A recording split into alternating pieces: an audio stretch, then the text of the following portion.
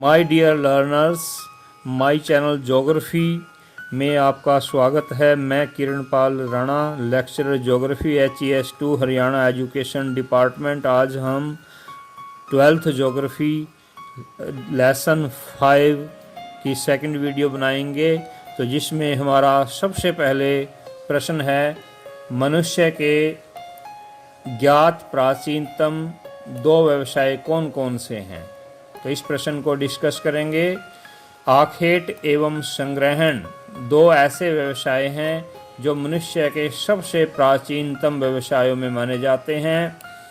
विकास के यदि हम प्रारंभिक चरण की बात करते हैं तो मनुष्य अपनी भूख को शांत करने के लिए जंतुओं पशुओं का शिकार करना, गद्देदार पत्ते इकट्ठे करना, जड़ इकट्ठी करना, तने इकट्ठे करना, फल फूल गोंद पुष्प आदि वस्तुओं का संग्रहण किया करता था। तो इन क्रियाओं के द्वारा वह अपना जीवन यापन करता था, चलवासी जीवन व्यतीत करता था। इनका कोई रहने का स्थायी स्थान नहीं होता था। ये घुमक्कड़ प्रवृत्ति के होते थे। इनकी आवश्यकताओं की पूर्ति का स्रोत केवल उत्पादों का संग्रहण ही था। भोजन आदि की तलाश में यह घुमक्कड़ जीवन व्यतीत करते थे। विभिन्न प्रकार की जलवायु व विभिन्न जैविक संसाधनों का प्रयोग करने वाले चरवाहे बहुत अधिक सफल थे। ये ध्रुवीय कठोर जलवायु वाले क्षेत्र में आदि मानव मछली पकड़ता था, अन्य समुद्री जीवों से अपने पेट का भरण पोषण करता था, जबकि आखेट एवं संग्रहकों ने उष्णकटिबंधीय वर्षा वनों में अपने निवास स्थान बनाए, अपना उपनिवेशन किया। 12,000 वर्ष पहले तो यदि हम देखते हैं, संपूर्ण मानव जाति ही आखेट एवं संग्रहक होती थी। और यदि 1500 की बात करें, सन 1500 में भी इस भूमंडल का 1/3 भाग पर आखेटक एवं संग्रहक विस्तृत थे। तो इसका विश्व वितरण हम देखते हैं कि आखेट एवं संग्रहण की क्रिया आज के आधुनिक समय में कहाँ कहाँ पर पाई जाती है। तो सबसे पहले आते हैं उच्च अक्षांशीय क्षेत्र। इसमें उत्तरी कनाडा, साथ में मानचित्र भी दिखाई दे रहा है नीचे। तो जैसे कि ये कनाडा है, कनाडा का उत्तरी भाग यहाँ पर, और साथ में यूरेशिया यूरोप और एशिया का जो उत्तरी क्षेत्र है, जिसको यूरेशिया कहते हैं। तो यहाँ पर आखेट एवं संग्रहक पाए जाते हैं। चिली, नीचे हम देखेंगे दक्षिणी अमेरिका में ये चिली देश है, पश्चिम दिशा में, पश्चिम में यहाँ पर ये चिली देश है। यहाँ पर भी आखेट एवं संग्रहक पाए जाते हैं। तो अमेजन बेसिन है दक्षिण अमेरिका में, ये अमेजन बेसिन है, जो ब्राज़ील देश है ये। और यहाँ पर ये भूमध्य रेखीय क्षेत्र है। अमेजन बेसिन में बहुत गहरे घने जंगल होने के कारण यहाँ पर भी जो है आखेट एवं संग्रहक पाए जाते हैं। ऐसे ही जायरे बेसिन में पाए जाते हैं।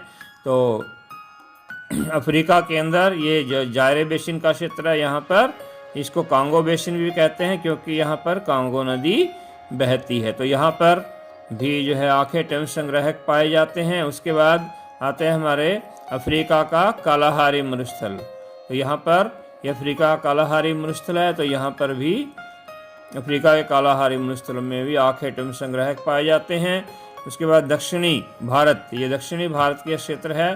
तो इन क्षेत्रों में भी जो है आखेट एवं संग्रहण का कार्य होता है। उसके बाद हमारा मलेशिया, यहाँ पर जो मलेशिया देश है, यहाँ पर भी घने जंगल हैं, आर्द्रता बहुत ज़्यादा है। तो यहाँ पर भी आखेट एवं संग्रहक पाए जाते हैं। और इसके साथ साथ जो ऑस्ट्रेलिया के आंतरिक भाग हैं, ऑस्ट्रेलिया के आंतरिक भागों में भी जो है आखेट एवं संग्रहक क्रिया काफ़ी, ये आंतरिक क्षेत्र हैं यहाँ पर।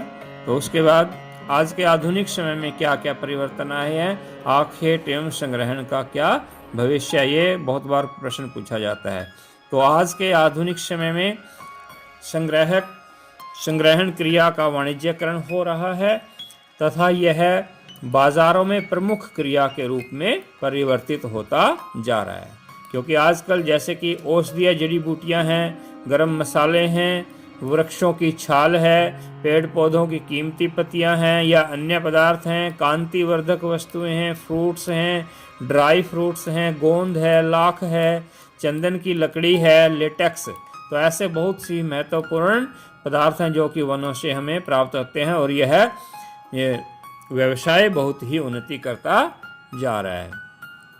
तो फिर भी यदि हम वैश्विक स्तर की बात करते हैं, वैश्विक स्तर के बाजारों में कई बार ये हमारा इस क्षेत्र से प्राप्त वस्तुएं कंपीट नहीं कर पाती, प्रतियोगिता नहीं कर पाती, उसमें पिछड़ जाती हैं, क्योंकि इनके स्थान पर कई अन्य कृत्रिम वस्तुएं जो है ज़्यादा समय तक चलती हैं, उनमें ज़्यादा गुणवत्ता नज़र आती है और वो सस्ती भी होती हैं।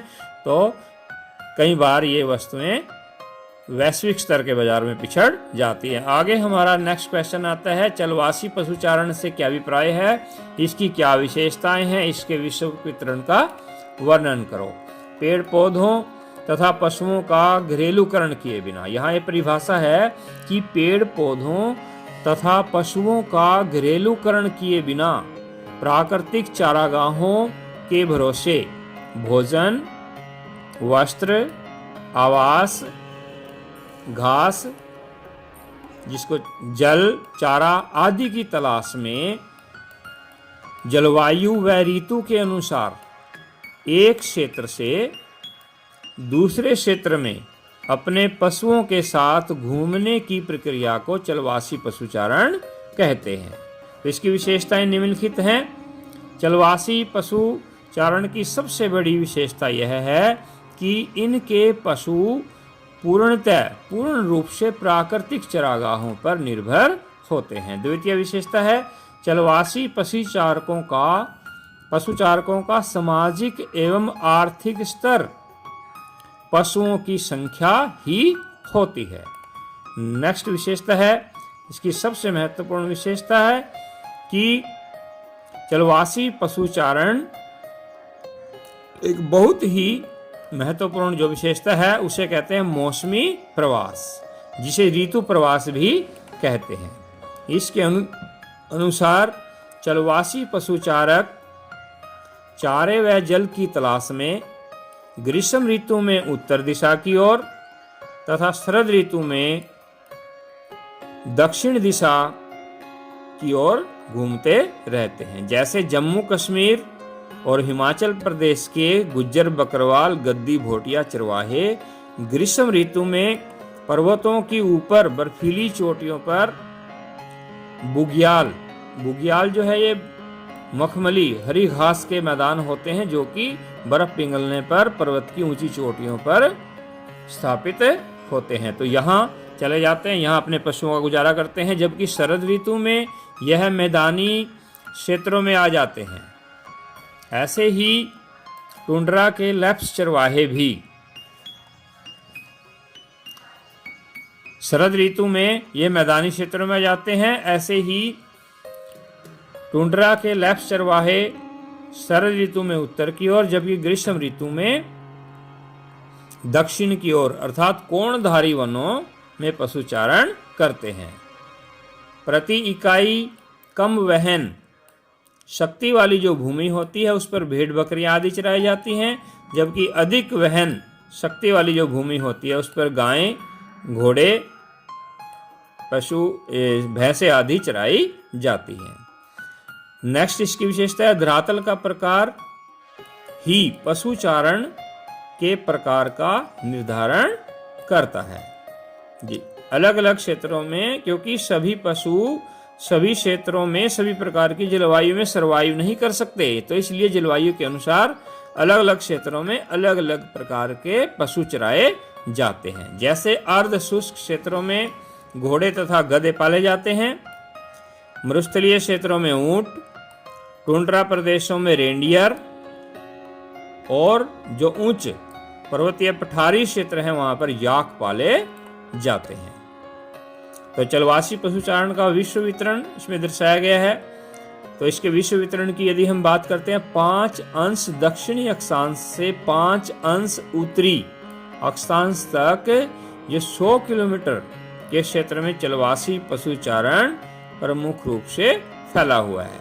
इसमें हमारा सहारा का मरुस्थल आता है, अफ्रीका के पूर्वी तटीय भाग हैं, सऊदी अरब, ईरान, इराक, अफगानिस्तान, चीन, मंगोलिया इसमें आते हैं। ये इसका प्रमुख क्षेत्र है। चलवासी पशुचारण का द्वितीय क्षेत्र है। चलवासी पशुचारण का द्वितीय क्षेत्र में नॉर्वे, स्वीडन के उत्तरी भाग से लेकर पूर्व में जो कामचटका प्रायद्वीप है, तो यहाँ पर चलवासी पशुचारण होता है। इसको प्रमुख रूप से टुंड्रा क्षेत्र भी कहते हैं। तीसरा क्षेत्र है दक्षिणी पश्चिमी अफ्रीका व मेडागास्कर के पश्चिमी भाग में भी चलवासी पशुचारण किया जाता है। ये आगे जो है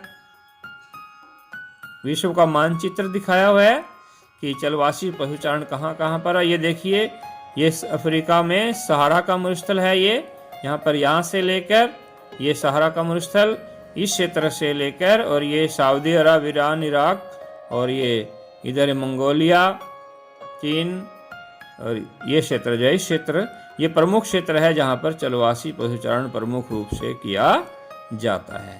उसके बाद हमने देखा था कि जो चलवासी पशुचारण के और अन्य क्षेत्र थे द्वितीय क्षेत्र, तो द्वितीय क्षेत्र में ये चलवासी, ये नॉर्वे, स्वीडन, ये देश दिखा रखा है यहाँ पर, नॉर्वे और स्वीडन। तो यहाँ से इस क्षेत्र से लेके, और ये टुंड्रा क्षेत्र आ गया सारा, यूरेशिया का उत्तरी क्षेत्र, और ये यहाँ पर ये कामचटका प्रायद्वीप है, ये जापान से ऊपर। तो इस पूरे क्षेत्र में भी चलवासी पशुचारण किया जाता है।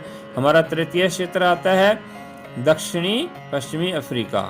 ये जो है दक्षिणी पश्चिमी अफ्रीका का क्षेत्र है यहाँ पर, दक्षिणी पश्चिमी अफ्रीका यहाँ पर, और ये मेडागास्कर द्वीप है। तो मेडागास्कर द्वीप संसार का एक बहुत ही अजूबा है, अद्वितीय है। यहाँ पर 85 से 90% जीव जंतु ऐसे पाए जाते हैं जो विश्व के अन्य किसी भी क्षेत्र में नहीं पाए जाते हैं।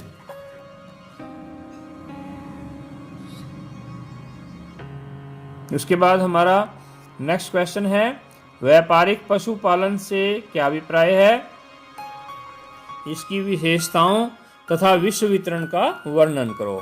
अथवा इसको हम व्यापारिक पशुपालन को रैंचिंग भी कहते हैं। रैंचिंग क्या है, क्या होता है, इसका विश्व वितरण क्या है, इसकी विशेषताएं क्या हैं,